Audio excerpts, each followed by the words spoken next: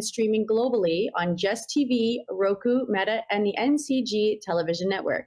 And today's guest is Dr. Anna Elton, who is a licensed marriage and family therapist, a clinical sexologist, an author, a speaker, and her work transforms the way that we understand intimacy, desire, and connection. She's also the creator of the groundbreaking Relational Desire Score, a first of its kind tool for measuring health of relationships, and her upcoming books, The Formula of Desire and Couples Therapy in the Digital Age, are already generating anticipation in the field.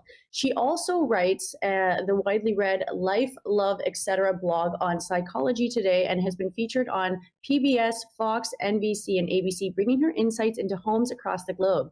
And in this conversation, we'll dive deeper into layers of love, intimacy, and relational health, exploring desire, communication, and the patterns that shape how we connect.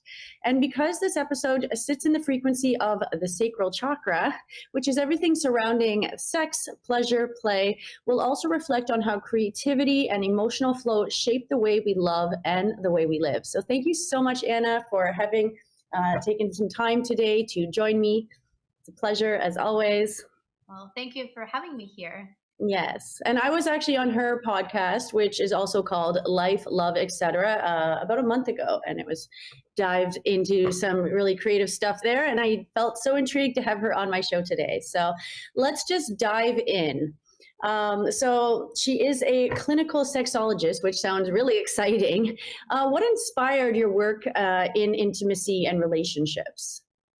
So I guess let me take you back. So how I end up in clinical sexology. So I'm a licensed marriage and family therapist. And, at some point, like when you go into psychology, you kind of have to go all the way in, right? You have to go through your undergrad and then grad degree. So when I was choosing my graduate degree, I decided family therapy and relationship is something that is helpful for a lot of people because, I know we are trying to figure out ourselves, but we're also in relationships with others. So even if we are doing well by ourselves, we need to improve other relationships around us. That's why I decided to choose marriage and family therapy. So, and when I was done with my graduate degree, I was like, okay, I think I'm done. I'm pretty good. So let me get my license and be in the field, be a therapist. And later, how many 6 years later, I started thinking about my PhD. And at that point, I was trying to figure out, like, what do I want to do for PhD, right? Do I want to go into just psychology? Do I want to go maybe in forensic psychology? I'm really interested in, kind of what's going on there, maybe work, for the state and, work for the police. I don't know. I was just trying to find myself, what else would inspire me. And then at some point I came across a sexology degree, and first it was a joke. I was like, well, it could be really nice Halloween costume, right? Wow, sex doctor. But then I was like, hey, actually, this is a good degree, really interesting because as a marriage and family therapist, I usually see common problems, why couples come in, why couples fight. Number one is finances. Number two is intimacy. So like, okay, number two is intimacy. This is something I usually work with couples, and when they want to talk about physical touch, connection, sex, right? I can, I could help them a little bit, but not much. So this is when you would need to find, sexologists to refer to, and there are not too many sexologists in the field, unfortunately. And really depends which state you're in. I think in North Dakota or Wisconsin, I don't remember which one. There's only one licensed sexologist. So it really depends where you are. So that's why I was like, okay, so this is a good field and maybe I should enter. So here I am with my PhD on low desire and mismatched desire in couples. I love it. It sounds so catchy. I'm a sex doctor.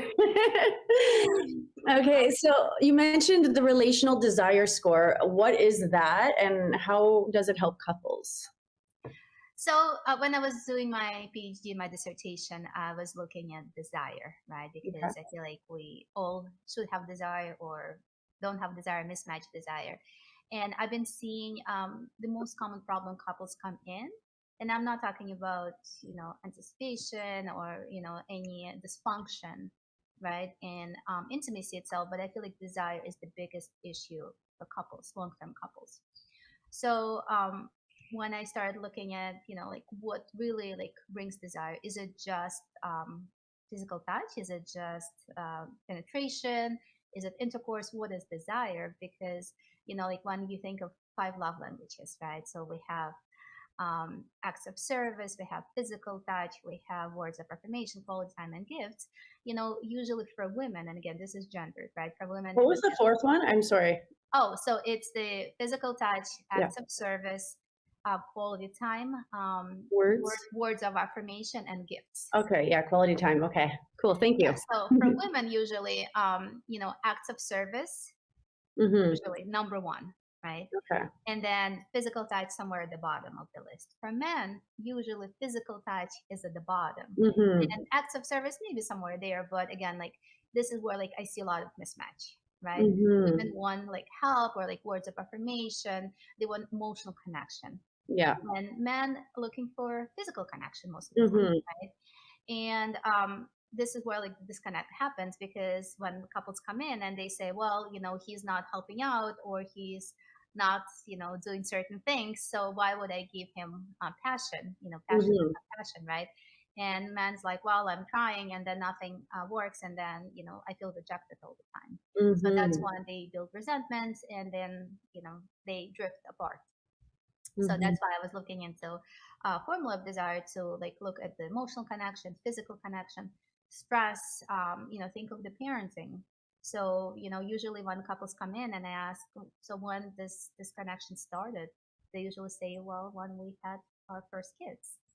And it is true. This first child is the biggest challenge to the relationship, because now you're tired, right? This first year, and I have 3 kids myself. I totally get it. I can relate. But for women, there's a lot of changes, physiological changes, right? Mm-hmm.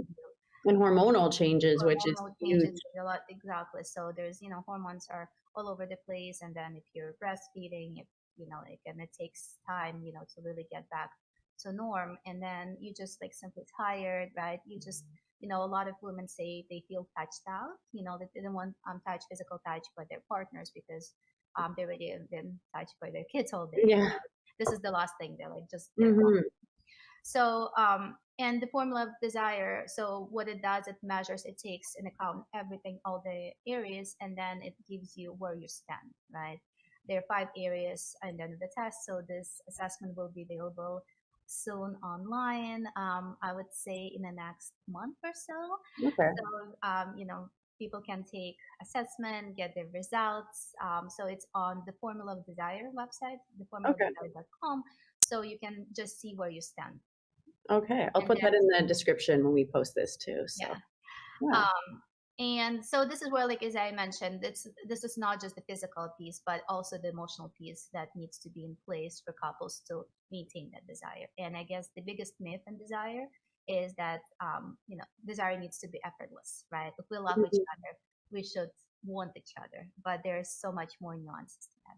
Mm-hmm. Yeah, because it's so interesting because I didn't even really think about that, but the love language thing is so important because there was that quote. What is it? It's like, find someone who speaks your love language so you don't spend the rest of your life translating your soul. And I feel like that's like a huge problem for people, because some guys, like you said, they crave the physical connection, and then they think that if they buy gifts, that equates to what the woman needs. And she could be like somebody who craves quality time and like, words of affirmation or safety and security or whatever. And so do you find that that is one of the main problems, is that people speak different love languages and just don't know how to translate their desires and communicate themselves properly? Yes. So usually, if you think that like, or like your love language, right? Like most of people who don't even realize, what's your love language, what your partner's love language, they would tend to give the love language that they want. For example, I'm taking care of you, like I'm cooking and I'm like cleaning.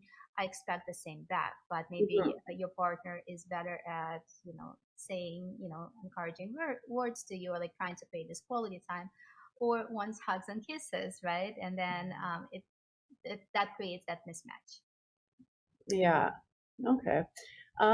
So how do people evolve in long-term relationships when, say they've had kids or they've just kind of lost that that initial passion or the honeymoon phase or whatever?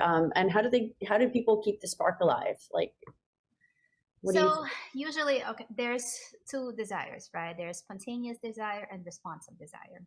So Okay. usually spontaneous desire is really present in new relationships, right? When you have this excitement, new energy, anticipation, that's when, you see a partner and you want to have sex, right? You want to be intimate, you want to touch, you want to kiss, you want to hug, cuddle, and so on. But over time, this spontaneous desire dies down. And I mean, there's still kind of like the notion that like men have more spontaneous desire than women. And then a long term, it's more women, kind of reserved to responsive desire. Responsive desire, that's when you start feeling desire when you feel the touch, kisses, touch, foreplay. So you don't really want to be intimate, but then once it starts, then you start feeling desire, right? So and again, like sometimes they say, and what I see with a lot of couples, more women than men. And again, it's not necessarily, I definitely saw men with less desire than women, which is quote unquote atypical. But usually when one partner approaches and the second one's like, hey, like we have kids to put to sleep, we have dishes to do, we have dinner to cook, we have all these chores, and usually intimacy or sex is the last one on the list. Mm-hmm. And guess what happens? At the end of the day, you check off everything else, but then not the sex. Mm-hmm. And then it's kind of like, okay, let's take a rain check, let's do it later. And then people just push it off. And then sometimes, after you stop touching, you stop flirting, you stop connecting, it's really hard to start. It feels awkward, Mm-hmm. intimate with your partner. So do you find that like, is it common when there's that lack of desire or intimacy that there could be a third party or some infidelity? So yes, so there's actually, I talk about it in my upcoming book, The Formula of Desire. So you can actually direct your attention on something else or someone else, right? Mm-hmm. And maybe an example. So you live two people living in the same household, and then a lot of couples say like, we feel like roommates, right? We function well, but Mm-hmm. then there's no connection, right? We're not connecting as much. And then at some point when you have not as much connection, maybe you start focusing, or I guess sometimes you focus on work or exercise, right? It's like women, they want to get back in shape and they're so Mm-hmm. hyper focused on that one thing, or children, right? Being a parent, that they don't give much attention to their partners. And then the partner, and again, not necessarily men would, kind of like fall into infidelity. It can be either or. I feel like what I've been seeing from couples coming in, it's about 50-50, right? Okay. Um, and then like when one is like focused on something and then the second partner feeling not connected, not appreciated, right? Not wanted, is after a while, maybe someone else would say like, oh my God, I can't believe you're so beautiful, you're so amazing. And I can't believe that the partner is not seeing it or not appreciating you. I would Mm-hmm. love to have a partner like that. And now like when you come home and you fight or like have conflict with your partner, and then you have this attention from someone else, that becomes tricky, right? Now you're kind of like, wow, this person really gets me, understands me, connects with me, and then I don't have this with my partner. So you direct this full attention on someone else. That's what happens with infidelity. And with the digital age, in reality, what happens, it's really like, I guess murky water and like really gray area where like you can, maybe don't have intention to be unfaithful to your partner, but it can start with a text, right? It Mm-hmm. can start with just like talking about work or something else, or like just life in general, and then it can kind of get into flirtatious, remarks, and then more attention, and then you're interested and you're anticipating. Mm-hmm. Or you're actively going on dating apps and Going and seeking. going, yeah, I definitely saw that as well. Married, partners would be on dating apps. Mm-hmm. Yeah, that's actually pretty common from what I gather. There's a site or like a page on Facebook and it's like, are we dating the same guy? And it's just crazy some of the stuff you find on there. So it's like, it's one of those things like when we're in this digital age and, we're all on these different levels of kind of consciousness and expectations. And it's really disheartening when you see all the stuff that's out there. Like for me, I'm actually like, I'm completely celibate right now, and I'm so happy because I'm just taking all of that energy and channeling it into my own stuff. And I feel that a lot of women are actually kind of on this vibe right now, just because the the role of the masculine has been so kind of distorted, I think, because of everything that they're exposed to all the time. And like, instead of rising to meet the woman where they're supposed to go, they kind of, and I'm not like saying it's only men, you know what I mean? But this is just from what I've been experiencing and witnessing, that rather than, rising up to face their shadows, or realize that they have these barriers or guilt or shame, or they don't want to be vulnerable, they just kind of go in deeper into the shadows. And it's kind of at a point where it's like, women, at least the women that I know, we're all just like, no, I'd rather be alone. Do you find that that's kind of something that's increasing now? Or So I have clients who are looking for partners, right? And I know with digital age, it's really, really tough because I feel like there's so many choices and it's almost like there will be someone else, right? And then, when you think of monogamy, when, individuals who are looking into monogamy, they're talking to multiple people and then they also don't invest fully into that person, right? It's almost like they're trying to, don't put all your eggs in one basket, right? Mhm. And I feel like it creates the shallow connections. Yeah, it's very superficial. It's like, oh, I like how this person looks and they check all the boxes, but it's not, real connection is deep. So back in the day, there was this theory of social penetration, right? So social penetration theory, it's like onion, of the onion. No, All it's these terms. but this is actually about talking and communicating. Okay. No intimacy, no sex, right? I mean, it sounds intriguing. So think of the onion, right? So the layers of onion, Yeah. right? So usually when you meet someone, you take this outer layer and you peel it, and that's when Mhm. you share with someone like your name, what you like to do, what do you do for work, things like Mhm. that. So just like general facts, right? And then as you're getting to know a person, like you peel in the layers and you go deeper and deeper and deeper, you talk about your aspirations, dreams, maybe fears, your childhood, and things like that. And then what happens with couples when they meet, they usually, hopefully, that's where they get to this lower, like the inner level, right? The most intimate level. And that's when they feel connected. So what Mhm. happens when they are in long-term relationship? They actually regress. They stop connecting. They stop asking each other, about, like what they like. They change, and then they didn't realize that their partner changed. And I actually had a Mhm. couple who, they came in, and then it was discovered in session that wife's like, well, this is not okay. He like we met 10 years ago, and she liked Harry Potter books, and then for the 10-year anniversary, he got her the limited edition of Harry Potter, and she was upset. She's like, I'm filing for divorce. And he's like, what's wrong with you? Like, I've been preparing and I wanted to surprise you with this, and this is the best thing ever. And she's like, no, I'm not the girl who you met 10 years ago. I like other things, and you don't even know me anymore. And that's a problem. And when he realized, he's like, you're right. We don't talk to each other because usually what couples, in the evenings, they say, like, we don't have time to connect. And I asked them, you don't have time or you don't want to connect, you would rather do something else, something that's easier, Mhm. usually your phone, right? So Yeah. you need your phone, and then you just go on your phone, and then you will see couple on the same bed or like on the same couch in their Mhm. right, and that's the technoference, right? That's like when technology, interferes the connection and relationship. Totally. And I mean, it's not even just couples, it's like parents and children and like friends going out. It's really a huge problem. So for that instance, for example, what would be a playful and practical relationship ritual that you'd recommend to a couple that, were kind of growing apart and growing more attached to their phone? So I always tell my couples to assess what's their relationship with the phone, and then how does it look like, and they definitely need boundaries, right? Hmm.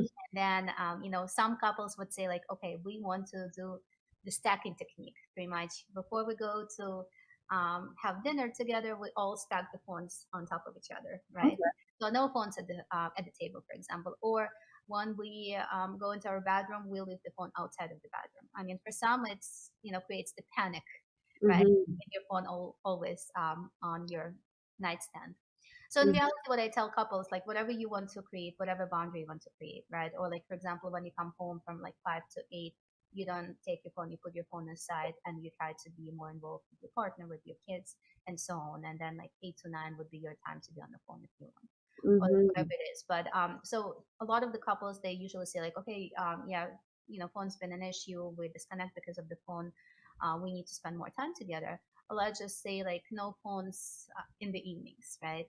But to be honest, we want to make sure that we're not setting couples for failure. We want to set them for success, because we can't just say like, if they think of like every night, like that's how you distress, um, you know, settle down, like you get on your phone.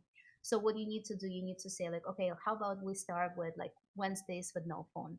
Instead of that time on the phone, let's do something together. We can use technology to connect, right? We can watch a movie, maybe we can play board game. I have a lot of couples who actually bought board games, right, to connect and play. Um, Mm-hmm. read a book together. We can have sex, right? We can take a shower together. I don't know, whatever it is, like you can do little things. So we can cook dinner together and eat and talk. So you can come up with different things. And what I tell couples, maybe make this like A to Z date night list Mm-hmm. in home, right? It could be outside of the home. It could be the sexy ideas, right? But take the out of it, be playful, make it fun, and make the list of the things that you can do. Mm-hmm. I think that's so important, like cultivating creativity and pleasure rituals outside of the bedroom. So it actually improves the intimacy because it's like you have another connection and it's not just solely dependent on that. Because I feel like a lot of people, they come into these relationships and a lot of people almost like lose themselves, and they also lose that sense of like excitement. Like when you're dating, it's like, oh, where are we going to go this time? And it's like you're going on constant adventures. And then when people become more, I guess, like stable or comfortable, that's when the comfort sets in, and then they're looking for outside adventures, right? Yeah, because what happens with couples, what's your usually to go date, right? You go to eat, and Mm-hmm. usually you go to eat to your favorite restaurant, Mm-hmm. and it doesn't, it's not special anymore, right? It doesn't bring them excitement anymore. You just go eat and fall asleep pretty much, right? Yeah. So what I usually tell couples, do different experiences. Do Mm-hmm. something that you used to do as a couple, or something that you always wanted to do. Yeah. And I work with this older couple. I'm really excited that I see all these older couples in their late 70s coming in to work on their relationships. Aw, It's that's so never cute. too late. And so I have this older couple, and then they came in because they said like, we don't connect. We used to be so good together. I mean, we live like we've been together for 50 years, and now we should enjoy our life and retirement, and then we fight all the time. We're unhappy with each other. Mm. So we start talking about how to connect, how to talk, communication, right? And then how do you connect emotionally and physically. So when I said, let's start with experiences, create this A to Z date night. Mm-hmm. And they were really excited. So they made the list and they said, okay, we're going to do at least one thing per week. They came back in 2 weeks and they said, guess what? We want to salsa night. Ooh, I love it. I was actually just going to ask that if like practices like movement or sensuality also help strengthen the bond. Absolutely. So any new experiences, any excitement, this is what, increases oxytocin, and then the physical touch. Because what I Mhm. see with couples, they stop touching each other, Yeah. right? Because think of like when you first meet someone, you can't keep your hands off each other, right? Mm-hmm. But then as continue your relationship, then you see each other on the opposite sides of the couch. So first you need to start bringing that touch back into the relationship, right? And so there's this technique is 8 hug technique. So the hug needs to be a little bit longer, not just like a little pat, but you Yeah, need I said there's like a science behind it. Like you're supposed to have a hug for at least 8 seconds, 20 seconds. 40 seconds, and it's No, no, hard no, to 20, work. 20 seconds. So 20 seconds. 20 Okay. seconds. So when you hug someone, when you give a hug and receive a hug for 20 Yes. seconds, that's And when, heart to heart, people. yeah, Your heart emits a frequency. yeah. So the brain releases oxytocin, the Mm-hmm. love hormone, right? So Yes, it, the happy hormones. yeah, the bonding, happiness. It decreases heart rate and stress level. So Mm-hmm. sexually, when you're stressed out, just give your partner a hug and say, like, give me some oxytocin, give me some endorphins. I Mm-hmm. want to feel better. Some of that loving. Yeah. And then over time, if you start hugging someone, you creating, the boost of oxytocin, and then you create this bond again. Just Mm-hmm. think of the couple, right? So they usually, they start with a lot of touching and kissing. So same thing with kisses. A 6-second kiss, that's the same thing. And also extended gaze. When you look into someone's eyes for extended time, that's why you see it in romantic movies. Mm-hmm. That same thing, oxytocin is being released. Yes. And you can So actually tell because their pupils will dilate if yeah. they're feeling it. So think about the couple, right? So first they meet and they have a lot of excitement, a lot of positive experiences as a couple, right? Mhm. Then they start living together, and then life gets in the way, right? Now you have to share the bills, the chores, kids, whatever, like work, right? A lot of stressors. So now, like what you see with most of the couples, you have the neutral experiences, right? It's fine. It's like okay evening, or negative experiences, because now you're hyper focusing on the things that are not being done, Mhm. right? And then your positive experiences decrease. You wanted to ask something? Yeah. So when you've worked with these couples and you've kind of helped them uh, improve their relationships and their intimacy, what kind of healing and empowerment do you witness through this intimacy work? So it really depends where the couple is at, right? Because there's the research is done on like terminal stage, right? The terminal stage at which couple is no longer pretty much can be a couple. There's not much you can do. And in reality, back in the day, like I still see it sometimes, but usually couples wait until the last moment to go to therapy. They Mhm. trying to figure out on their own, and it's more like, well, if nothing is working, we're gonna go to therapy. The problem with that sometimes they're already checked out. They're at that terminal stage without fully realizing, or without partners realizing it, right? So Mhm. usually that pre-terminal stage that leads to breakup can last up to 2 years, right? So when, for example, one partner is unhappy in a relationship and they're grieving and processing the relationship, right? Mhm. And then almost like, collecting resentments, or maybe trying something, but it's not fully working. And then, by the time they, reach that 2 year mark, they kind of like, we're done. I definitely had couples who came in, and I would, tell them like, this is about 5 years too late. Mhm. And the reason why they even stayed past the 2 years mark of this preterminal stage is because of the finances of kids, right? Yeah. Sometimes they say like, we can't simply afford to move out, or we have kids and we want them to be a little bit older, or something, right? Mhm. But as I said, like some couples just wait for too long, and then when they come in, and then all the resentments, all the hurt is too much, then they simply cannot heal anymore, right? There's Yeah. nothing can be done. When couples struggle, but they're still like in that place where they able to turn things around and heal, I usually say we need to start small. We need to go slow. And the first thing that I usually ask couples is to be nice to each other. That's the Mhm. first step towards that healing. Yeah. Or Even like if just respectful. So this is where like I say like this is the first homework, right? I ask them. So we expect our partners to be good. We expect them to do everything, and then when something is not done, we point it out, right? There's no connections of positivity in your relationship. So can you think of like through the week, try to focus on the things that's being done, that Mhm. you're grateful for, and first you need to be aware of that, make a note, mental note, and also try to tell your partner like, hey, thank you for doing this. I know this. You look amazing. Just like words of affirmation, right? Positivity. And then once you start doing it, you're starting to build your bucket of positive interactions. Because with a lot of couples that come into therapy, their bucket of resentments and complaints and hurt is so full that their bucket of positive moments is so empty. Mhm. So how much like how important do you think trust is in relationships, and what if there's like a pattern of continual betrayal or whatever, like is there, where do people go from there? So as my supervisor when I was doing my PhD would say, don't let infidelity be the reason for a breakup, right?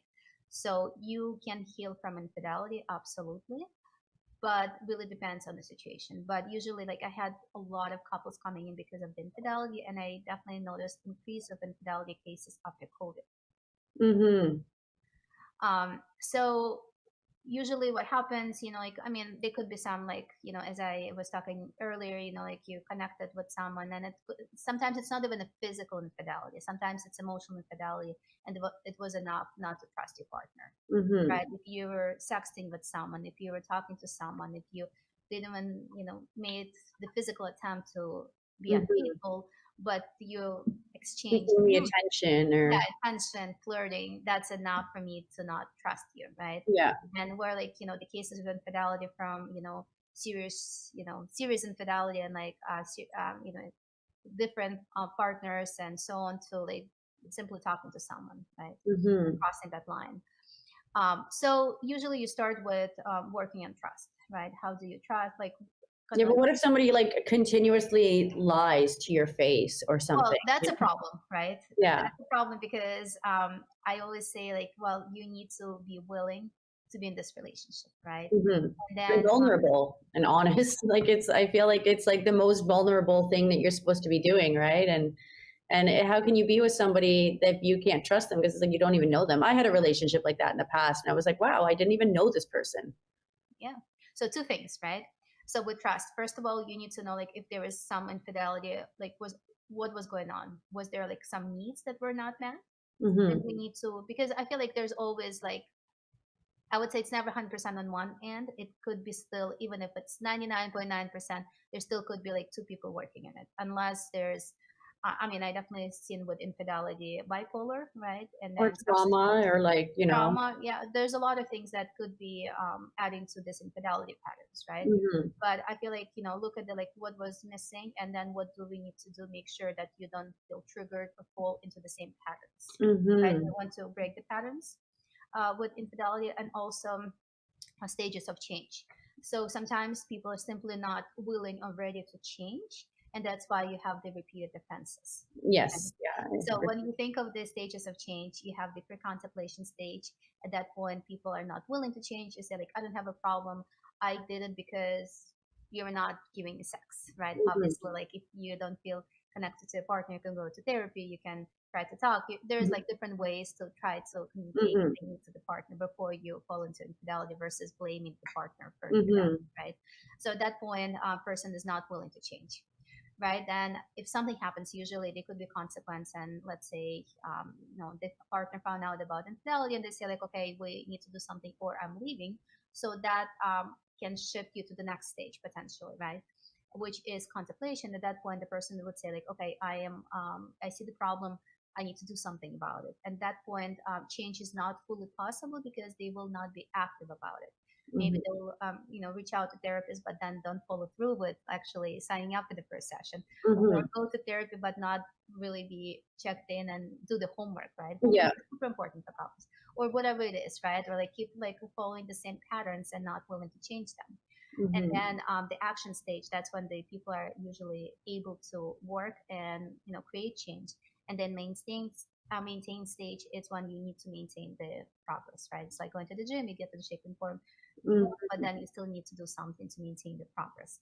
So unfortunately, what I've seen with couples, sometimes maybe the change is not even possible in this relationship because the partner is not ready for change. Yeah. Maybe it will take a couple more relationships for them to realize that it's not his or her partner's the problem, but them themselves. They Mm-hmm. really need to look into kind of what's going on. Is it my upbringing? Is it mental health? Is it trauma? Is it like anything else that's causing this? Mm-hmm. Okay, so what are like common blocks that a lot of couples face with intimacy and connection? So I would say, as I mentioned, during the, parenting stress, I mean, any financial work stress, sometimes when you're not there, your head is not there, it's hard for you to focus on intimacy. Mm-hmm. Then you have the, physiological, psychological changes, right? Hormonal changes. So for women, it can be, up and down, right? With period, with pregnancy. Also, medication can really reduce desire, right? I mean, I had one class where we 8 hours, we looked at the like different effects of medication, and in reality, any medication can affect desire. Mm-hmm. To be honest, right? Anything pretty much can affect desire. It affects And the hormones. It's like yeah, a hormones. So chemical. aging, chronic pain can change desire. Mm-hmm. Feeling disconnected from your partner, right? Unresolved conflicts. Some partners, when there was infidelity, and it takes time for them to really heal and be present, because now every time your partner does something, like you can still be triggered and think about what happened, right? Or who did it. Mm-hmm. Um, and in reality, there's like so many things that really puts the block in that desire. Yeah. Okay. I want to move into more positive stuff in a second, but I'm just curious about this. So what are like common emotional barriers like guilt, shame, or vulnerability? And what is the impact of trauma and personal history on intimacy? And you said something positive. Well, that's after this one. We're moving on. But I just feel like, because, I feel like there's actually, there's more people out there who aren't happy than are happy. But let's just go all through that, dive into it, and then we'll paint the picture of what a healthy relationship is, because I feel like a lot of people don't even know now. So in reality, guilt, shame, being open to this relationship, it's, like maybe you feel, shameful that you can perform. So there are cultural scripts, right? That, desire needs to be this way, that you need to, perform, or like, the frequency. There's like so many things that sometimes we have, and, like performance anxiety, right? For men, Mm-hmm. right? When they feel so anxious to meet the partner's needs, that they just so focus on that, and they not able to maintain direction, right? They could be some like guilt and shame from like something they did, and then being unfaithful, and now they really like walking the fine line. They could be also the trauma of rejection, and then like you tried so many times, now you can like take a step back, and you don't want to be involved with this person. The past trauma history, sexual history, it can be so many triggers that you sometimes, like when your partner triggered, or like you feel triggered, then sometimes you can like, I don't even want to even try anymore, right? It's really Mm-hmm. scary. It's not pleasant anymore, right? Now your brain associates it with something, scary. And then also when you been in trauma, like maybe in process trauma, hypervigilance, right? When you're always on alert, it really affects desire, right? Mm-hmm. It's really hard to relax and receive that pleasure. Yeah, you have to feel safe to even receive it, and that's to that point of like, if you don't trust somebody, like how can you feel safe with them? And I feel like that's a huge part of intimacy. It's not just the physical part, it's about feeling safe with this person. So I would say like another thing that is really, really important is self desire. That's Mm-hmm. really important Yes. with a lot of people, because even if your partner is showing you desire and saying like you look beautiful, you're hot, but if you don't feel that desire, right? Mm-hmm. If you feel like you're just, maybe gain weight, or like don't look that good, or like whatever it is, you don't want to be touched, Yeah, right? it's true. And then especially for women, I mean for men as well, I definitely seen when they would go to the gym and get more in shape, and they feel better, then this testosterone goes up, right? And then they Mm-hmm. feel more sexual. But for women as well, because sometimes they just don't know where to start, they feel awkward, right? They don't feel desire, they don't trust their partner saying that they're beautiful, right? They kind of like, I don't know, like why you want to touch me, right? And Mm-hmm. maybe you need to start with that self desire, and sometimes you need to start with a simple touch, right? Maybe you know shave your legs, or put the lotion on your legs, right? You kind of touch yourself. Maybe you put something cute on and say like, wow, I look good. Maybe sometimes you Yeah. just wash your hair or put the makeup on, and like, Yes. okay, wow, it's not bad.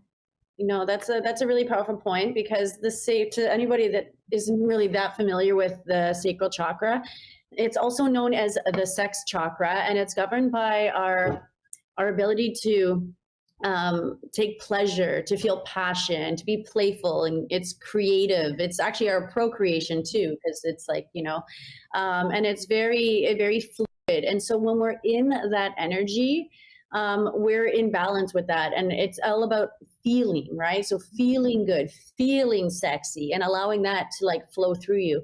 So when it's in balance, this actually challenges our intimacy, and has creative blocks. It shows up in so many ways. Like you can't express your emotions, you're afraid to be vulnerable, and it's often blocked by guilt, shame, or fear of vulnerability. But on the other side, It can actually be like an imbalance is when we have addictions to like, Hmm. stimulation or sex, or like we're afraid of true connection. So we sabotage and stuff.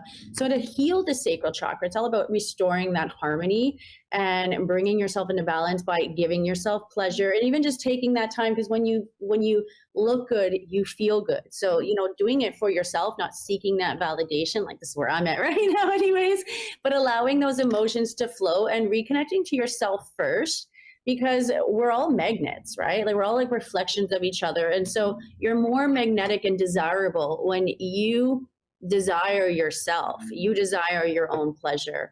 And so that's how we center it, and we can open it and inspire it to feel that deep connection and intimacy with yourself. So thank you for touching on that. That was really well said.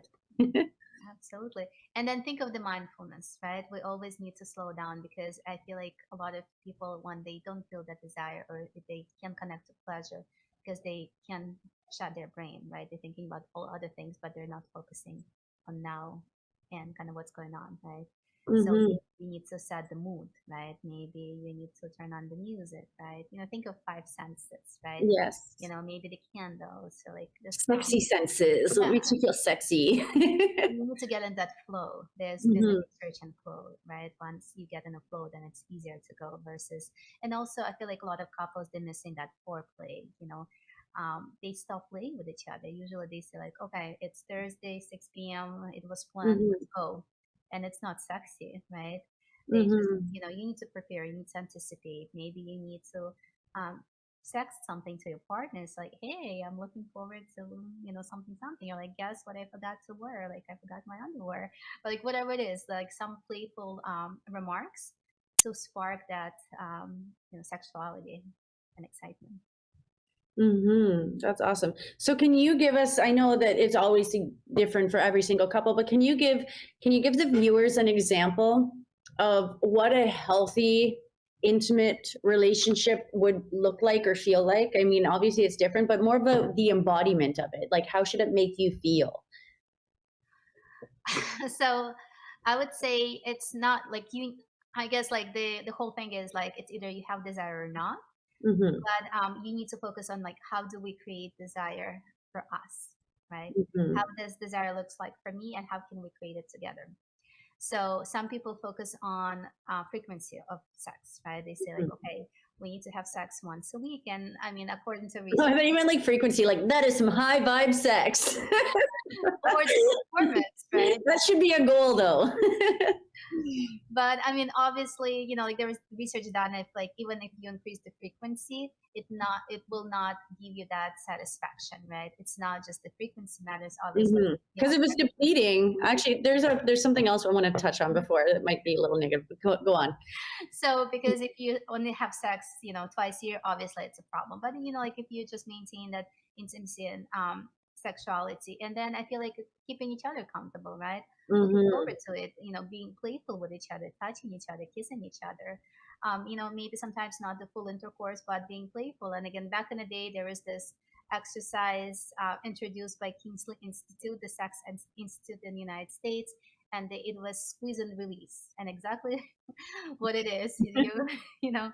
And I'm thinking like all the, I guess all the stress toys, right? We're playing Yeah. with stress toys. We always have our partners, Mm-hmm. Yeah, boy that's to play with.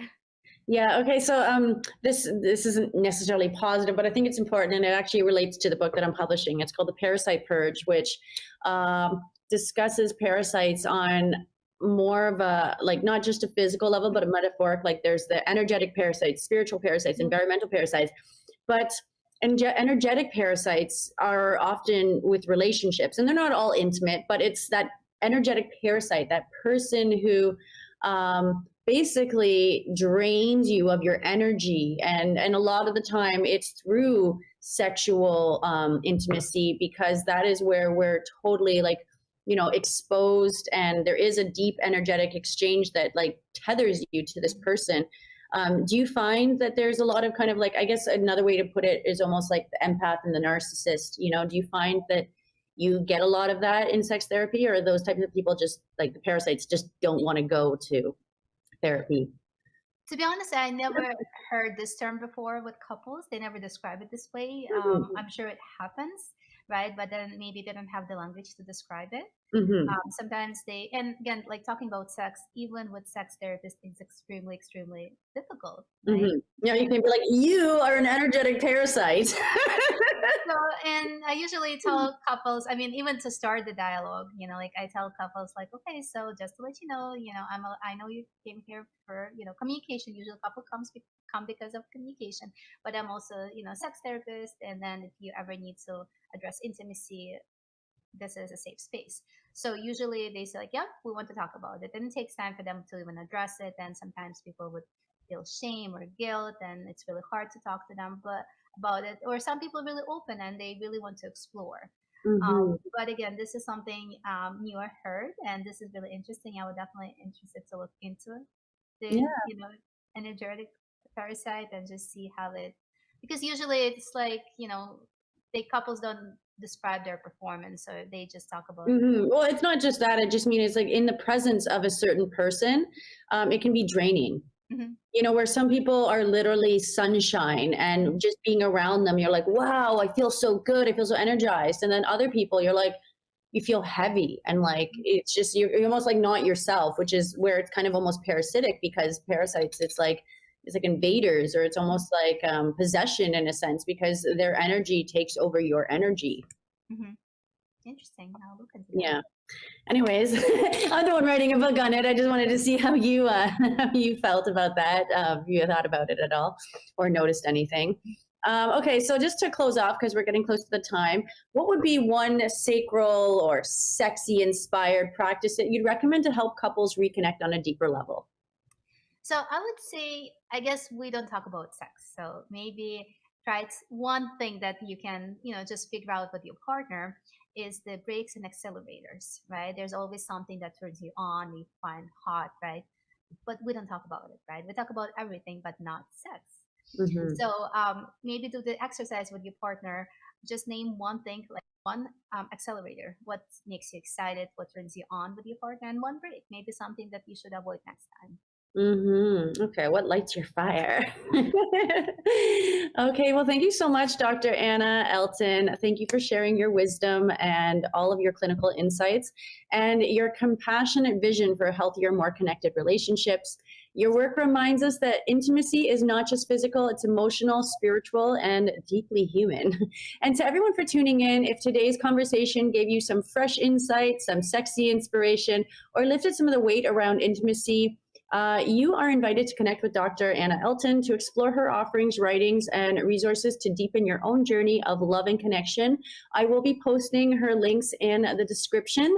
And if this episode resonated with you, please like, share, and subscribe, and follow me, the Chakra Goddess, on Instagram for more conscious conversations. And you can find Dr. Anna Elton as well on Instagram. And until next time, stay open, stay radiant, and keep feeding your chakras. Thank you so much. Peace, love, and infinite blessings.